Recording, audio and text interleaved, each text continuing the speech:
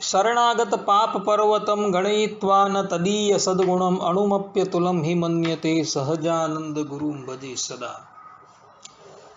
असतो मा षड्गमय तमसो मा ज्योतिर्गमय मृत्युर्मा अमृतम गमय। ओम शांति शांति शांति। આજની જ્ઞાન સભાની અંદર પધારનારા બધા જ ભગવત ભક્તોને વેદાંતાચાર્ય પુરાણ ઇતિહાસાચાર્ય એમ.એ. ફિલોસોફી શાસ્ત્રી રાકેશભાઈના હિતપૂર્વક જય સ્વામિનારાયણ।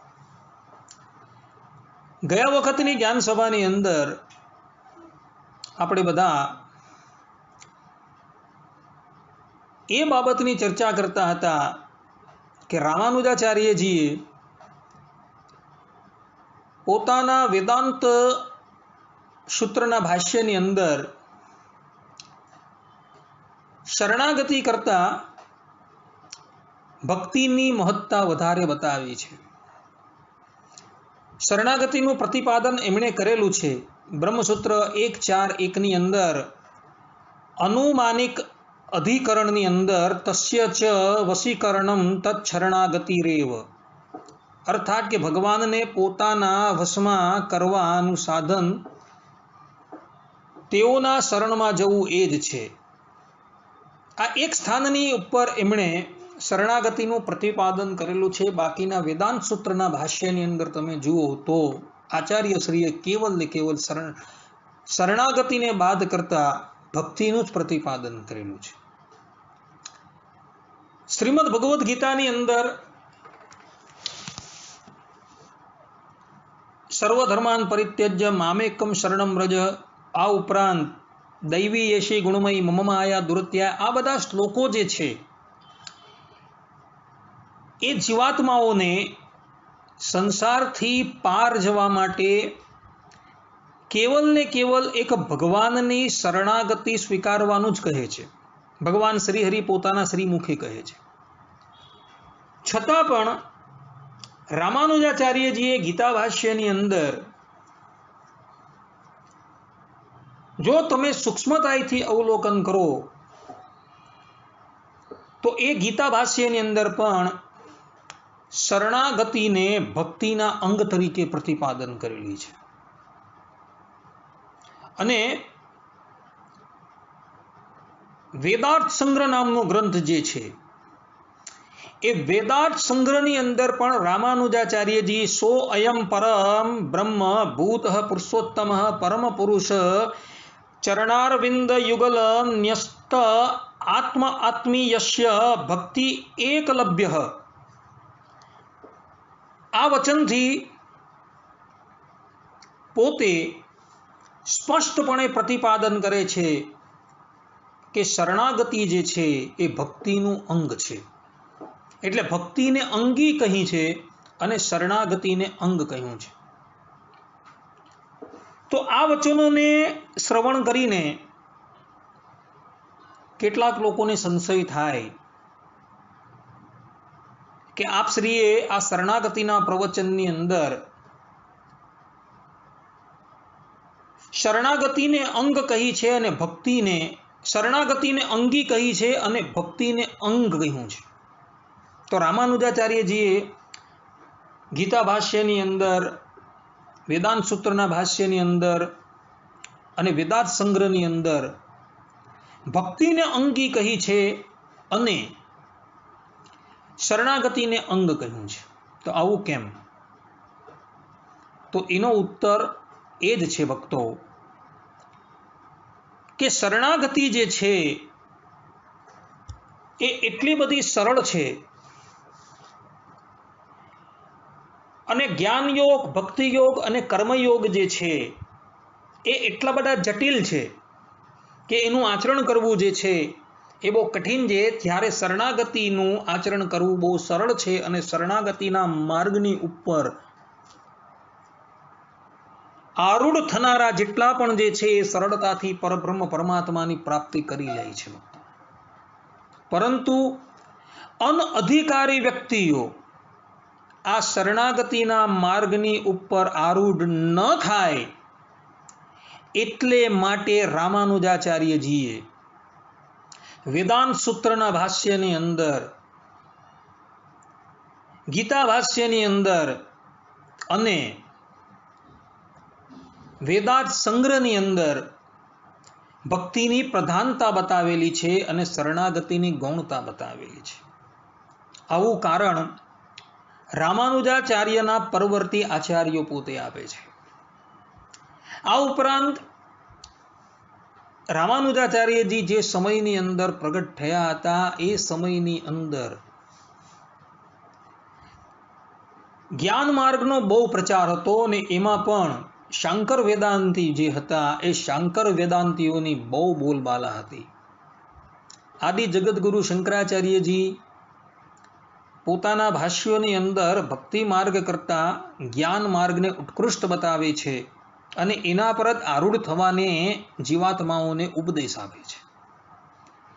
એટલે તેવા સમયની અંદર જ્ઞાન માર્ગનું અતિશય ઉત્કૃષ્ટપણું હતું અને એવા સમયની અંદર જો શરણાગતિનું પ્રતિપાદન કરવા માટે જઈએ તો તત્કાલીન સમાજ જે છે એ આ વાતને સ્વીકારવા તૈયાર નથી ને એટલે માટે શાસ્ત્રોની અંદરથી પ્રમાણો શોધીને આચાર્ય રામાનુજાચાર્યજીએ લોકોને બતાવ્યા કે ભાઈ આ જ્ઞાન માર્ગ જે છે એ જ્ઞાન માર્ગથી પરબ્રહ્મ પરમાત્માની પ્રાપ્તિ કરવી બહુ કઠિન છે, પરંતુ આ ભક્તિ માર્ગ જે છે એ ભક્તિ માર્ગ એટલો બધો સુગમ છે કે એના પથની ઉપર જો તમે આરૂઢ થઈ જાઓ તો પરબ્રહ્મ પરમાત્માની પ્રાપ્તિ તમને સરળતાથી થઈ શકે છે. જ્ઞાન માર્ગની અંદર તો પ્રથમ સાધન ચતુષ્ટયની જરૂર પડે છે. જે સાધન ચતુષ્ટય અગાડી હું તમને વર્ણવી ચૂકેલો છું. તો એ સાધન ચતુષ્ટયમાંથી તમે પસાર થયા બાદ તમારે એ જ્ઞાન માર્ગની ઉપર આરૂઢ થવાનું છે અને ત્યારબાદ તમે જ્ઞાન માર્ગના સાચા જિજ્ઞાસુઓ થશો. હવે આટલી પ્રક્રિયાઓમાંથી પ્રસાર થતા જ મનુષ્યનું આ જીવન જે છે એ સમાપ્ત થઈ જાય એમ છે. એટલે આચાર્ય શ્રીએ શાસ્ત્રોના વચનો ટાંકીને ભક્તિ યોગનું પ્રતિપાદન શાસ્ત્રોની અંદર કરેલું છે. પરંતુ જ્યારે વેદાંત સૂત્રનું ભાષ્ય પૂર્ણ થયું, ગીતા ભાષ્ય પણ પૂર્ણ થયું, ત્યારબાદ આચાર્ય શ્રીએ શરણાગતિ ગદ્ય નામનો ગ્રંથ લખેલો છે. આ શરણાગતિ ગદ્યની અંદર રામાનુજાચાર્યજીએ શરણાગતિને ભક્તિ કરતા પણ સર્વોત્તમપણે સ્વીકારેલી છે અને જીવાત્માઓને કહ્યું છે કે શરણાગતિ જે છે એ એટલો બધો સુગમ માર્ગ છે કે એ માર્ગની ઉપર તમે આરૂઢ થયા હો અને એ માર્ગની ઉપર આરૂઢ થતા તમે એ શરણાગતિના અંગરૂપ જ્ઞાન યોગ, કર્મયોગ અને ભક્તિ યોગનું આચરણ તમે નિષ્કામ ભાવે જો કરો ને તો તમને એ પરબ્રહ્મ પરમાત્માની પ્રાપ્તિ સરળતાથી થઈ શકે છે. જ્ઞાન યોગ, ભક્તિ યોગ અને કર્મયોગ જે છે એ શરણમાં આવ્યા બાદ આચરણ કરવાના છે, પરંતુ એની ઉત્કૃષ્ટતા સ્વીકારવાની નથી. ઉત્કૃષ્ટતા તો કેવલ ને કેવલ શરણાગતિની જ સ્વીકારવાની છે. આ રીતે સ્પષ્ટપણે પ્રતિપાદન રામાનુજાચાર્યજીએ શરણાગતિ ગદ્યની અંદર કરેલું છે અને ત્યારબાદ એના પરવર્તી આચાર્યોએ શરણાગતિ ગદ્યની ઉપર જે ટીકાભાષ્ય લખેલા છે તેની અંદર પણ રામાનુજાચાર્યજીનો અભિપ્રાય એ લોકોએ પ્રદર્શિત કરેલો છે. અને ત્યારબાદ વેદાંતેશિક આચાર્યો જે ધરાતલની ઉપર પ્રગટ થયા તે લોકોએ પણ ભક્તિ કરતા શરણાગતિની જ ઉત્કૃષ્ટતા પ્રતિપાદન કરેલી છે અને એ લોકોએ પોતાના ગ્રંથોની અંદર શરણાગતિને અંગી કહી છે અને ભક્તિને એ શરણાગતિનું અંગ કહ્યું છે. એટલે તત્કાલીન સમાજને ભક્તિ માર્ગની અંદર આરૂઢ કરવા માટે રામાનુજાચાર્યજીએ પોતાના ભાષ્યોની અંદર, પોતાના ગ્રંથોની અંદર શરણાગતિ કરતા ભક્તિની ઉત્કૃષ્ટતા પ્રતિપાદન કરેલી છે. ભક્તો, આ જ એનું ખરું રહસ્ય છે. અને ત્યારબાદ એમના પરવર્તી આચાર્યો જે હતા તે બધાએ જ શરણાગતિની જ ઉત્કૃષ્ટતા પ્રતિપાદન કરેલી છે શરણાગતિ ગદ્યના માધ્યમથી. આપણી જે ઉદ્ધવ સંપ્રદાયની જે પરંપરા છે,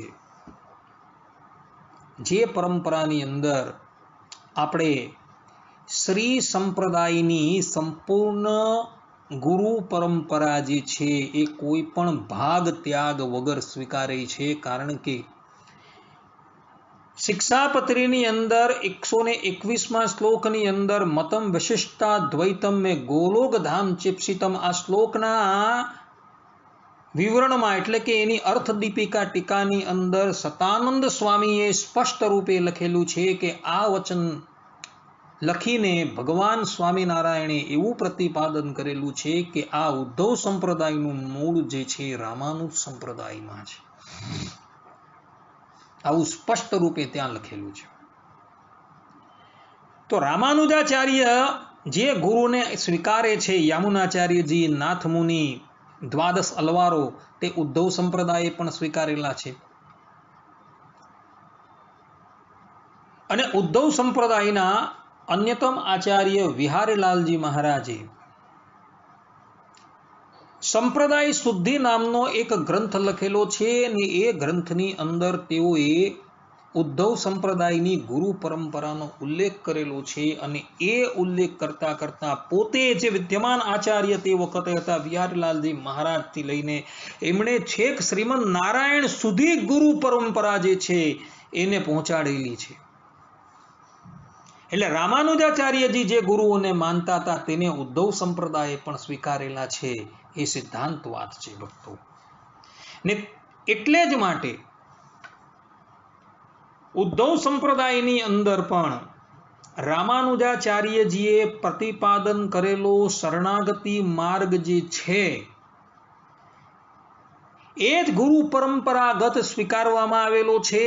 અને એને જ સંસાર સાગર તરવા માટે સર્વ ઉત્કૃષ્ટ તરીકે પ્રતિપાદન કરવામાં આવેલો છે. અને પરબ્રહ્મ પરમાત્મા શ્રીમદ નારાયણ ભગવાન સ્વામિનારાયણ રૂપે જ્યારે આ ધરાતલની ઉપર પ્રગટ થયા ત્યારે પણ એમણે પોતે જે વચનામૃતો કહ્યા હતા એ બધા જ વચનામૃતોની અંદર ભગવાન સ્વામિનારાયણે પણ શરણાગતિની જ સર્વોત્કૃષ્ટતા પ્રતિપાદન કરેલી છે. બીજા કોઈ યોગની ઉત્કૃષ્ટતા પ્રતિપાદન કરેલી નથી. જેમ ભગવાન સ્વામિનારાયણ જે છે એ પ્રથમના 14મા વચનામૃતની અંદર પોતે કહે છે કે જેને સાક્ષાત ભગવાનની પ્રાપ્તિ એટલે કે શરણાગતિ થઈ છે તેને અંતકાળે સ્મૃતિ રહે અથવા ન રહે તો પણ તેનું અકલ્યાણ થાય નહીં. તેની તો ભગવાન રક્ષા કરે છે. અને જે ભગવાનના દાસ થયા છે તેને તો કાંઈ કરવાનું રહ્યું નથી. ભગવાન સ્વામિનારાયણ અહીં સ્પષ્ટ રૂપે કહે છે કે જે ભગવાનના દાસ થયા છે તેને અંતકાળે ભગવાનની સ્મૃતિ રહે કે ન રહે એની તો ભગવાન રક્ષા કરે. અને આ જ વાત રામાનુજાચાર્યજીએ જ્યારે તેઓ કાંચીપુરીની અંદર બિરાજમાન હતા ત્યારે કાંચીપૂર્ણ સ્વામી પાસે ત્યાં બિરાજમાન વરદરાજ ભગવાનને જે 3 પ્રશ્ન પૂછેલા હતા તેની અંદર વરદરાજ ભગવાને પણ રામાનુજા સ્વામીને ઉદ્દેશીને એમ જ કહ્યું હતું કે અંતકાળે મારી સ્મૃતિ રાખવાની જરૂર નથી. અહમ સ્મરામી મદ ભક્ત નયામી પરમામ ગતિ. આ મેં વરા પુરાણની અંદર કીધેલું છે. ને એ જ વાત ભગવાન સ્વામિનારાયણ અહીં પ્રથમના 14મા વચનામૃતમાં કહે છે કે જેને સાક્ષાત ભગવાનની પ્રાપ્તિ એટલે કે શરણાગતિ થઈ છે તેને અંતકાળે સ્મૃતિ રહે અથવા ન રહે તેનું તો અકલ્યાણ થાય જ નહીં. એટલે રામાનુજ સંપ્રદાયથી જે શરણાગતિ નો પ્રારંભ થયો હતો, શરણાગતિની ઉત્કૃષ્ટતાનું પ્રતિપાદન જે પરવર્તી આચાર્યોએ કરેલું હતું તે જ ભગવાન સ્વામિનારાયણે પણ કરેલું છે એમ સિદ્ધાંત વાત છે. આ સંપ્રદાયની અંદર પણ આ જ વાત થયેલી છે ભક્તો કે શરણાગતિની જ ઉત્કૃષ્ટતા બતાવવામાં આવેલી છે. પ્રથમના 33મા વચનામૃતની અંદર ભગવાન સ્વામિનારાયણ સ્વમુખે કહે છે કે ભગવાનને પ્રસન્ન કરવાના સાધન ધર્મ જ્ઞાન વૈરાગ્ય વગેરે અનંત પ્રકારના શાસ્ત્રોમાં કહ્યા છે, પણ તે મધ્યે એવું એક સાધન કયું બળવાન છે કે જે સમગ્ર સાધન કરીએ જેવા ભગવાન પ્રસન્ન થાય તેવા એક સાધને કરીને ભગવાન રાજી થાય, તે એવો એક ઉપાય કહો.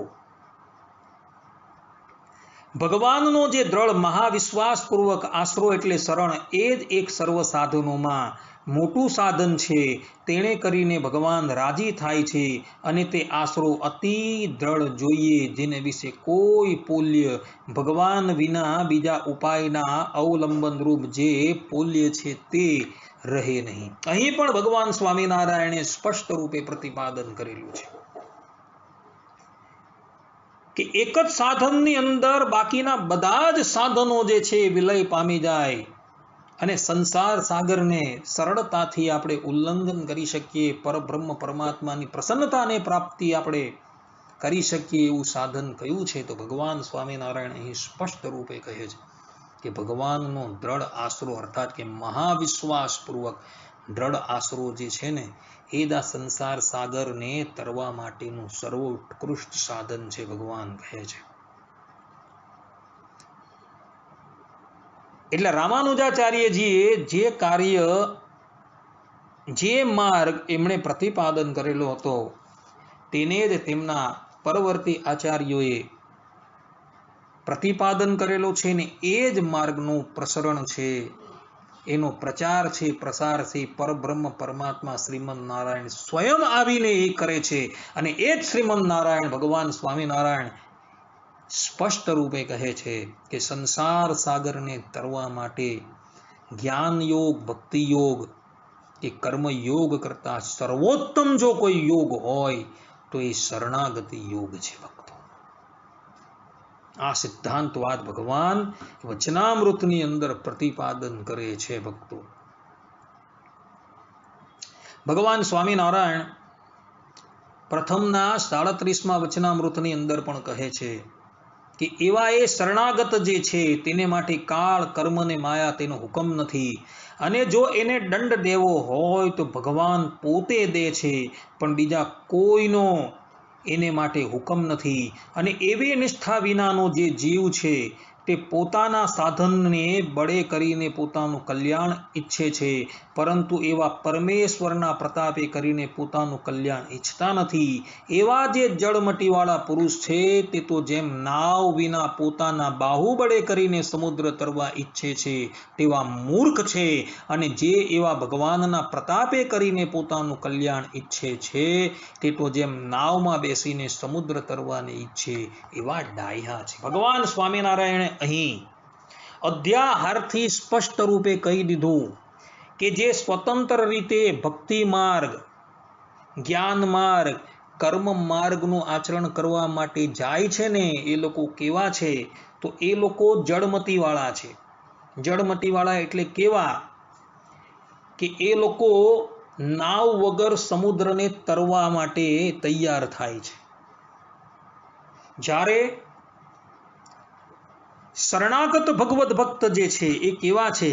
તો જે ભગવાનના પ્રતાપે કરીને પોતાનું કલ્યાણ ઈચ્છે છે એવા એ ભક્તો છે. અર્થાત કે નાવ દ્વારા સમુદ્ર ઉલ્લંઘન કરવાની ઈચ્છા એ લોકો રાખે છે, અને આ નાવ જે છે ને એ જ શરણાગતિ છે. ભગવાન જ એ નાવ રૂપે બિરાજમાન છે, એ નાવની અંદર એ જીવાત્મા બિરાજમાન છે, ને ભગવાન જ એને પાર પહોંચાડે છે. એટલે ભગવાન સ્વામિનારાયણ અહીં પણ અધ્યાહારથી સ્પષ્ટ રૂપે કહે છે કે જે જ્ઞાન નિષ્ઠાવાળા છે, ભક્તિ યોગની નિષ્ઠાવાળા છે, કર્મ યોગની જળ પ્રક્રિયાની નિષ્ઠાવાળા છે ને એ બધા જ જે છે ને એ બધા જ મહામૂર્ખ છે. કારણ કે એ લોકો પોતાના બાહુબળથી આ સંસારને તરવાની વાત કરે છે, જ્યારે શરણાગત ભગવદ ભક્ત જે છે ને એ ભગવાનના પ્રતાપે કરીને આ સંસારને તરવાની વાત કરે છે. એ પેલા બધા કરતા એ સર્વોત્તમ છે. ને આ જ વાત જે છે રામાનુજાચાર્યજી શરણાગતિ ગદ્યની અંદર અને તેના પરવર્તી આચાર્યો જે છે એ લોકો પોતાના ગ્રંથોની અંદર પ્રતિપાદન કરે છે. અને શરણાગતિ જે છે એ અતિશય સુગમ ઉપાય છે ભક્તો. તો એવી એ શરણાગતિ જે છે તેને જીવાત્માએ પોતાના જીવનની અંદર દ્રઢ કરવાની છે. આનુકૂલ્યસ્ય સંકલ્પ પ્રાતિકૂલ્યસ્ય વર્જનમ રક્ષિષ્યતિ ઇતિ વિશ્વાસ. ગોપ્તૃત્વ વર્ણમ આત્મનિક્ષેપ કાર્પણ્ય ષડવેદા શરણાગતિ. આ જે શરણાગતિના જે 6 અંગો જે કહ્યા, 6 લક્ષણો કહ્યા, એ લક્ષણોને જીવનની અંદર પરિપક્વ કરવાના છે, બીજું કંઈ કરવાનું નથી. પોતાનો સમસ્ત ભાર, પોતાના પરિવારનો સમસ્ત ભાર જે છે શ્રી ભગવાનના મસ્તકની ઉપર આરોપી દેવાનો છે અને નિશ્ચિંત થઈ જવાનું છે કે ભગવાન જે પણ કંઈ કરે જે છે એ બધું જ અમારે માટે સારું કરશે એવું સમજીને પરબ્રહ્મ પરમાત્માને બધી જ વસ્તુ મનથી અર્પણ કરીને નિશ્ચિંત થઈને ભગવાનનું સ્મરણ કરવાનું છે ભક્તો. બીજું કંઈ કરવાનું નથી ભક્તો. શરણાગત ભગવત ભક્ત જે છે એને બીજું કંઈ જ નથી કરવાનું.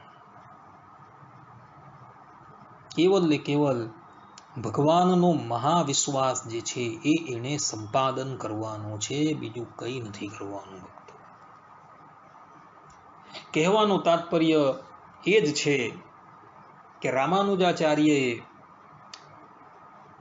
વેદાંત સૂત્રના ભાષ્યની અંદર, ગીતા ભાષ્યની અંદર અને વેદાંત સંગ્રહના ભાષ્યની અંદર ભક્તિનું પ્રાધાન્ય કેમ આપ્યું અને શરણાગતિને ગૌણ કેમ બતાવી એનું કારણ અગાડી હું જે કહી ગયો તે મુજબ છે.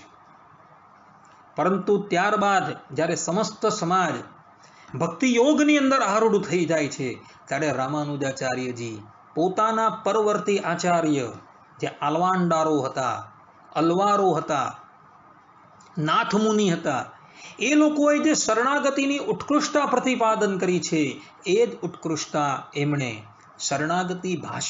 શરણાગતિ ગદ્યની અંદર પ્રતિપાદન કરી જીવાત્માઓને કહ્યું કે સંસાર સાગર તરવા માટે સૌથી શ્રેષ્ઠમાં શ્રેષ્ઠ કોઈ ઉપાય હોય ને તો કેવલ આ શરણાગતિ જ છે, શરણાગતિ સિવાય કંઈ જ નથી એવું એમણે કહ્યું છે. આટલું કહીને હું મારી વાણીને વિરામ આપું છું. હવે પછીના પ્રવચનની અંદર શરણાગતિ કરતા ભક્તિની કનિષ્ઠાનું પ્રતિપાદન કરવામાં આવશે. અર્થાત કે ભક્તિ જે છે એ શરણાગતિની અગાડી બહુ ગૌણ છે અને શરણાગતિ જે છે એ અતિશય ઉત્કૃષ્ટ છે, એનું પ્રતિપાદન જે છે એ કરવામાં આવશે. ત્યાં લગીન બધા જ ભગવત ભક્તોને હેતપૂર્વક જય સ્વામિનારાયણ. સર્વે સંતુ નિરામય, સર્વે સુખીનો ભવંતુ, સર્વે ભદ્રાણી પશ્યંતુ, મા કશ્ચિત દુઃખ ભાગ ભવેત. અસ્તુ. જય સ્વામિનારાયણ.